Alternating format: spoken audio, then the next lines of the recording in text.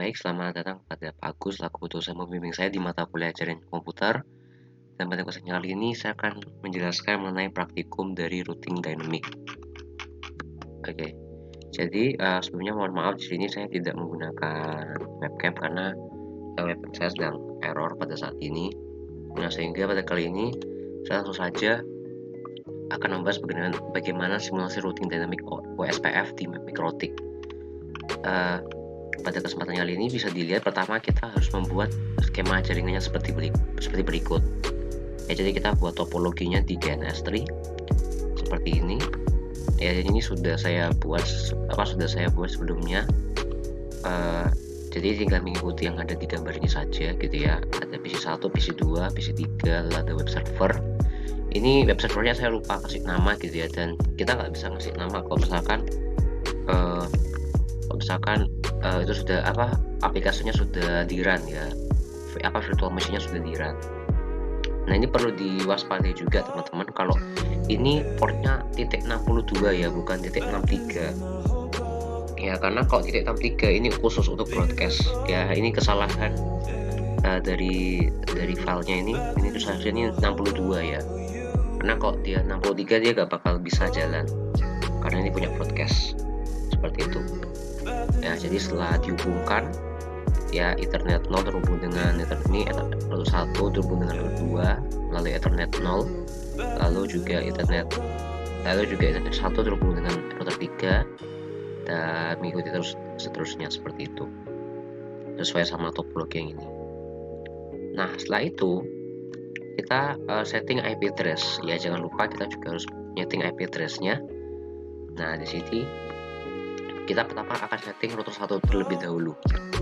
Nah, ini pertama kita langsung aja buka box-nya, kita connect ya. Kalau misalkan teman-teman sebelumnya mungkin belum kan harus klik ini dulu gitu ya, nanti baru muncul, baru bisa connect seperti itu.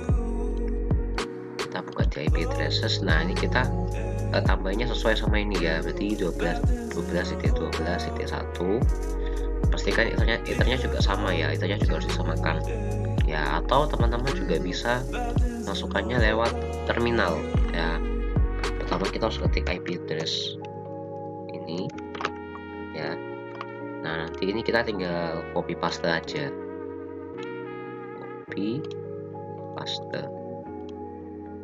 Nah, tapi masalahnya nih karena saya sudah buat ini kan IP address-nya kan sudah saya buat gitu ya, jadi makanya dia gak bisa failure already have such address ya. Tapi saran saya lebih baik lebih baik pakai yang IP address-nya aja ya. Jadi ini kalau memang kayak emulator aslinya tuh kita kan ngetiknya kita kan nyetingnya kan harus pakai terminal ya, pakai kayak gini ya. Tapi kalau lebih baik kalau misalnya lebih cepat pakai IP address seperti ini. Jangan lupa juga ini bukan pedal enter, bukan pedal line ya, ini dia gak cukup space-nya, jadi makanya dia kena ditaruh di bawah sini. Ini masih satu baris ya, masih satu baris ya. Lalu setelah itu kita setting di router kedua. Nah, kalau di router kedua otomatis dia di PC3. Oh ya, perlu diketahui juga PC2 itu pasti terhubung sama router 1 ya. Jadi otomatis kalau misalnya kita sudah setting di PC1, pasti di router 1 di PC2 juga sama pasti ya, karena mereka saling terhubung seperti itu. Kita ke PC3, kita juga atur IP address-nya ya, 12.12.12.2, 23.23.2, 54 ya. Ini address portnya teman-teman ya, diketahui. Nah, juga setelah itu kita atur setting router 3, IP address router 3 itu kita setting ya. Ini nggak perlu ya, 13.13.3, 23.23.3, titik 2, lalu 43.43.43.43.3. Ini untuk ether 3. Nah, setelah kita setting address listnya ini semua, jangan lupa juga kita tentu perlu untuk ngatur IP address dari tiap PC ya. Ini kita cuma ngatur IP address dari tiap router ya, dari agamanya ini kita ngatur jalannya teman-teman ya. ini kita ngatur jalan tiap routernya, jadi kita perlu ngatur IP address-nya. Nah ini 192.1.1.1 ya, 255.192. Ini karena kita pakai subnet /26. 192.168.1.62 ya, 62 yang benar ya teman-teman ya, 62 bukan 63, ini salah. Nah lalu untuk private DNS ini mungkin jangan diisi dulu, gak apa-apa, yang penting kita harus bisa nyeting IP address-nya. Untuk isi 2 juga sama, kita setting juga ya, 65.192.168. Nah untuk setting IP-nya teman-teman ya, dipastikan settingnya yang nanti ada tanda ini ya, biasanya nanti ada tanda serunya. Nah itu dia tuh port pertama, port LAN ya, karena nanti kan waktu kalian setting ini pastikan ada port 1 sama port 2 kan. Nah kalau kalian ngubunginya yang ini, dia nggak bakal bisa ya, karena ini port kedua dan port kedua ini nggak nyambung apa-apa nih. Network cable is unplugged ya, karena memang nggak ada sambungannya gitu, dia nggak nyambung apa-apa pasti. Nah sedangkan kalau misalnya kalian belum ngatur IP, pasti ini nanti ada tanda apa kayak seru, tanda warning gitu. Nah itu berarti port satunya dan dia tuh sudah terhubung, cuma belum disetting aja, seperti itu ya. Kita 253 128 254 ya, ini untuk port apa, untuk gateway-nya. Lalu jangan lupa juga untuk web servernya. Web servernya juga jangan lupa ya, ini web servernya masih saya kasih nama PC4 ya, tapi dia adalah web server, seperti itu. Oke, udah selesai semua. Nah lalu kita setting routing OSPF-nya. Nah sebelumnya kan kita settingnya lewat ini ya, lewat statis ya. Nah kalau statis kan ya harus settingnya manual seperti itu. Nah sedangkan kalau untuk dynamic kita pergi ke routing terus ke OSPF. Lalu di sini kita tambahkan, nanti biasanya kan akan terhubung di sini di instance kan, pergi ke network terus tambahkan ya 12.12.0.124, terus pastikan areanya backbone ya, lalu nanti di OK. Nah karena saya sudah selesai semua, mau otomatis sudah gak perlu ngimport lagi. Atau kalian juga bisa pakai terminal seperti ini. Pertama ya kalian copas ini dulu ya, copas. Jadi dia masuk ke sini kan, masuk ke /routing OSPF network. Lalu kalian ini klik ini, dicopas juga terus di paste. Nah available version already access ya, karena saya sudah buat routingnya seperti itu, jadi nggak perlu bisa ditampilkan lagi seperti itu. Untuk router 2 juga sama, router 2 juga sama sudah saya setting.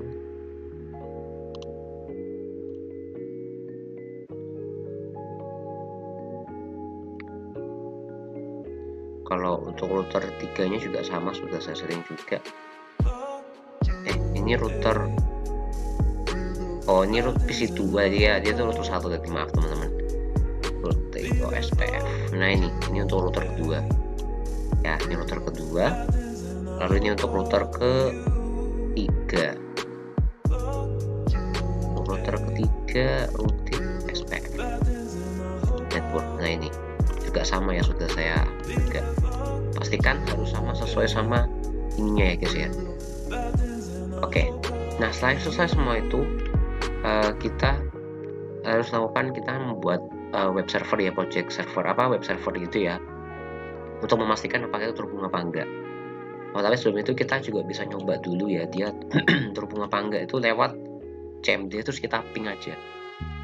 Kita bisa ping gitu ya, misalkan ini dari PC1 ping ke 43.43.1 ya, 43.43.1 itu punyanya web server ya, coba ping.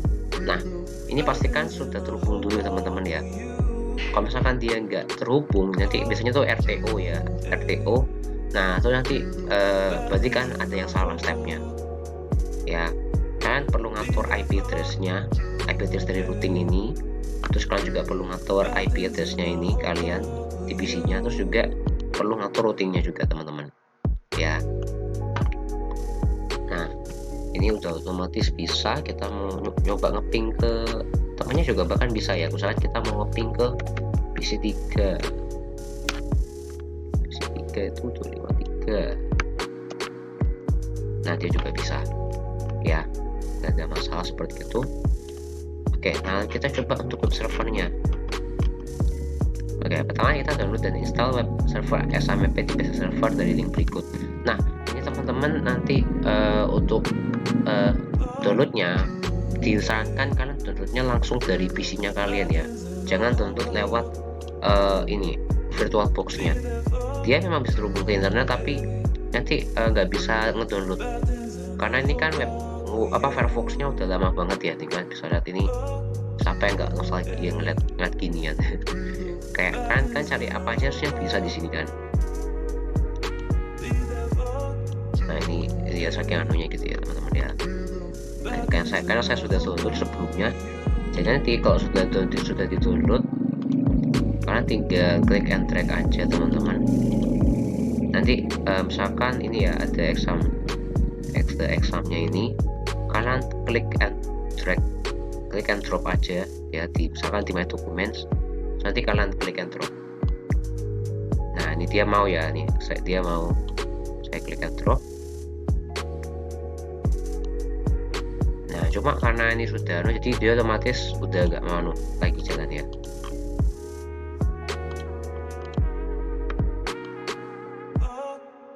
Ini ngebug ya, saking beratnya aplikasinya. Oke, nah sekarang kita sudah di step selanjutnya kan. Nanti habis setelah kalian sudah klik and drag ini, nanti kalian tinggal install aja seperti biasa. Ini gak mau kalian install aja seperti biasa. Nah setelah itu nanti setelah kalian install itu pastikan yang di download itu nanti Apache-nya aja ya. Nanti kalian akan ada settingannya tuh, kalian bisa klik MySQL, FileZilla, Mercury, Tomcat, itu gak usah, kalian fokusnya sama Apache aja. Nah setelah di Apache ini kita perlu ngatur juga ada beberapa yang perlu kita setting juga ya. Ini kita balik dulu. Nah pastikan Apache running kan. Nanti kan sudah di running, kita edit folder, kita edit filenya. Ini file ya, file index HTML dengan script berikut ya. Jadi nanti kita ubah sedikit ya di sini. Nah di index HTML itu yang mana, yang ini ya. Nanti di sini juga ada index.php. Ini jangan diapa-apain, langsung aja klik index HTML. Nah ini kan klik edit. Nah nanti dia jadi tuh, dia akan buka notepad seperti ini. Kalian tinggal copy aja body sama bodinya aja ya. Ini kan kita kayak nganu HTML gitu ya, kita copy terus nanti kita paste aja. Nah ini kemudian karena saya sudah selesai ya, jadi nggak perlu ngubah lagi. Nanti untuk biasanya kalau pertama kali ngatur indeksnya ini, ngedit indeksnya ini, biasanya nanti ada headnya. Nah headnya tuh mending dihapus aja, nggak apa-apa ya. Yang penting bodinya aja tuh udah penting kok, karena biasanya head title itu dia cuma nanti ngaturnya di sininya, dimana di ininya, ubah tampilnya di sini aja seperti itu. Nah ini hapus file index.php. Nah sebenarnya tuh kalian diubah aja namanya tuh udah oke bang, udah nggak apa-apa kok. Ini sama saya diubah aja jadi intkts.php gini aja. Nah saya tuh kita coba akses web tersebut dari PC1, PC2, dan PC3 menggunakan browser Firefox. Nah kita coba ya, sekarang pakai PC1. Kita buka Firefox-nya, terus kita ketik aja 43.43.3.1. nah nanti dia seperti ini ya. Pastikan PC1 sudah terhubung dengan web server ya. Jangan kenapa? Karena kalau misalkan dia nggak bisa terhubung sama web server, dia nggak bakal bisa muncul seperti ini. Cara ngetesnya itu tadi, kita harus ngeping dulu. Nah kita ke PC2 juga sama, coba dulu.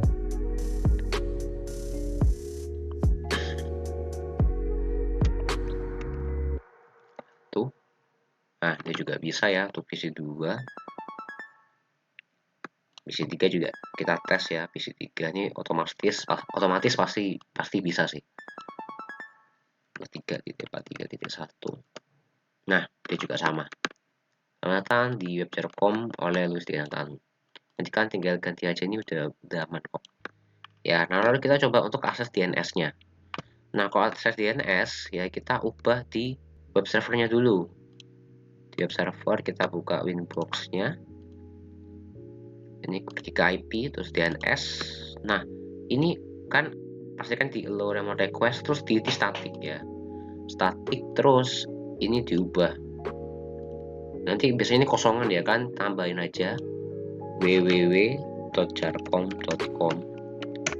Nah, tesnya ini 43.1 ya, karena kita kan mau mengakses web server ini gitu ya. Jadi pastikan 43.1. Nah, ini juga ada kesalahan di sini di filenya ini, di PDF-nya. Itu harusnya www.jarcom.com ya, bukan jarcom.com doang. Ya, karena pasti nggak bisa nanti. Ya, karena ini kan masih Firefox yang lama, jadi dia tuh langsung masih ngelengkapinya harus lengkap banget. Kalau di web browser sekarang kan itu dia kan udah auto keisi ya, auto fill gitu. Nah, kalau misalkan kalian nggak pakai www, nanti dia nggak bakal mau kedetek gitu.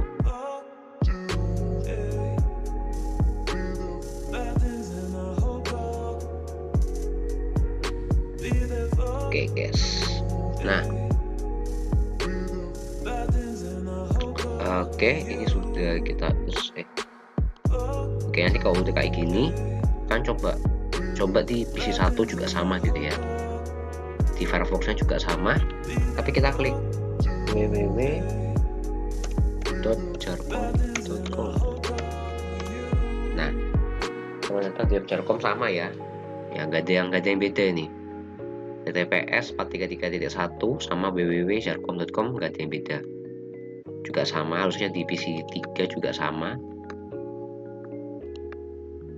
PC3 nya di mana ini?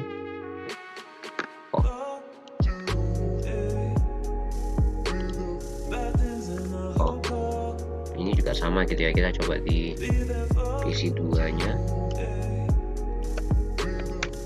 jarcom.com, gak sama ya. PC2 juga aman, kita coba di PC3. Ini kenapa kayaknya bug lagi? Aduh.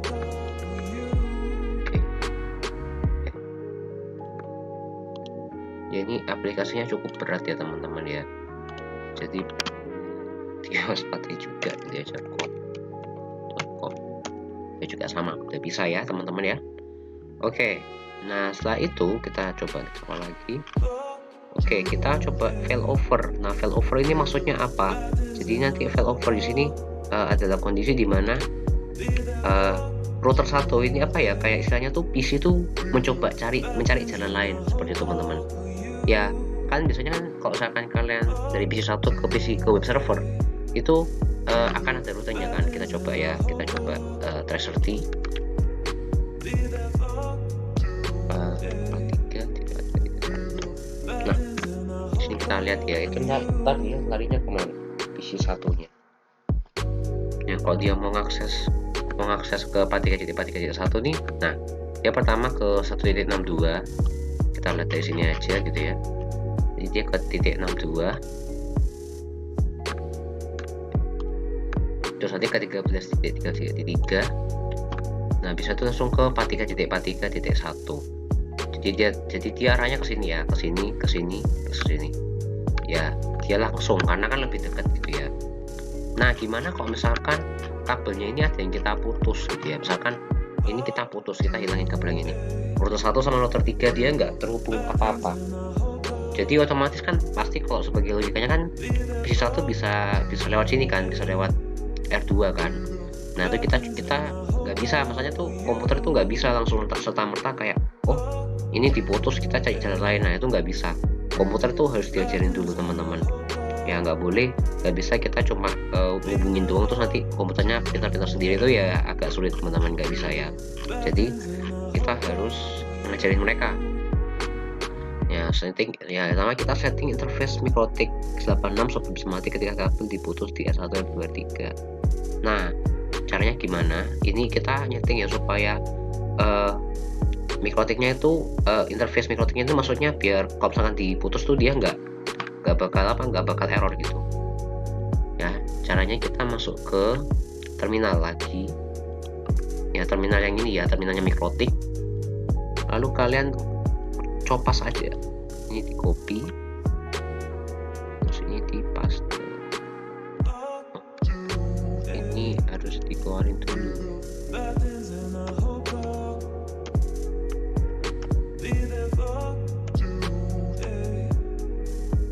Oke. Nah, tapi nanti kan tinggal klik paste aja gini, terus nanti kan enter aja.